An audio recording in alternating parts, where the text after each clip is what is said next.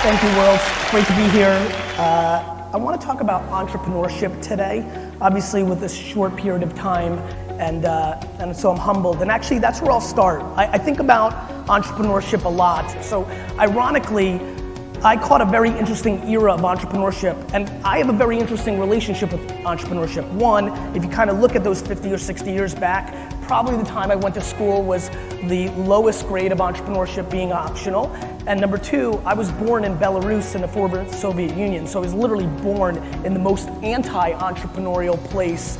And so for me, in these contradictions of like my upbringing and how I got to this stage today, is really how I think about entrepreneurship in general. It's stunning to me how much you have to pull from opposite ends to really be successful. Now, let me ground this because I have the humility to understand who's in this room today. So this is one guy's point of view, one dude's point of view on the landscape of what has separated what I think has worked for me, and more importantly, of the over 100 companies I've bet on, of the thousands of people I've watched carefully, like what has been the difference? And ironically, it's a lot of themes that are surprising to me. So first of all, if you ask me what the core personality trait of somebody that's winning in entrepreneurship today, to me it's humility.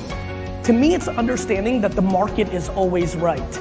For me, I basically never believe in my own bullshit. All I'm trying to do is pay attention to what you guys care about, the target audience, and I try to reverse engineer that at scale. I'm surprised by how many people over-ego their point of view and their lack of understanding of what's happening in the audience, in the target audience, and more importantly, their inability, and it's stunning, if I leave you with anything today, I do believe the people that will win here are the ones that understand, regardless of what the playing field or the world looks like right this second, by the time your business is operating or successful, the ground is going to move. And I think we can all agree it's moving much faster than it ever has before as we transition to a full-fledged internet society. Don't forget the consumer web really started around 1995 when Windows 95 put non-nerds on the platform. And so we're only about 20 years into this platform.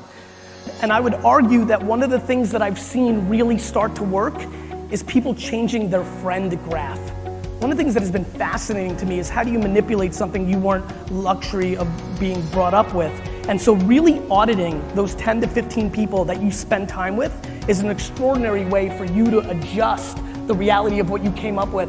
And so there's a couple things that really stand out, but the thing I just ranted on, if you could just fundamentally audit your circle, it is stunning on how much of an impact that actually has on where you're going. Like if you consume my content, 98% of my content is focused on people that are complaining. And so for me, if you're complaining that you hate your job or your business is not doing well, you know, I don't think it's impractical to debate work ethic.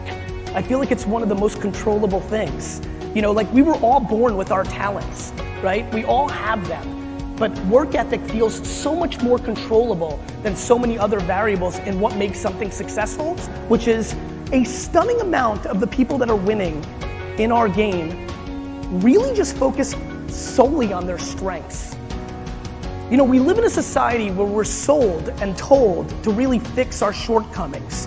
Yet, I have watched so many people succeed by going all in, pot committed on the things that come natural to them and what they love, and then surround and close the gaps on their insecurities or inabilities. And so one of the things that I'm very passionate about is betting on your strengths. For me, I like communicating with people. There's a lot of things I'm not good at. I can't spell for shit, right? I'm not overly passionate about my short-term economics, which I think is a strength, but many view as a weakness. But I do think self-awareness is super, super important. Thank you.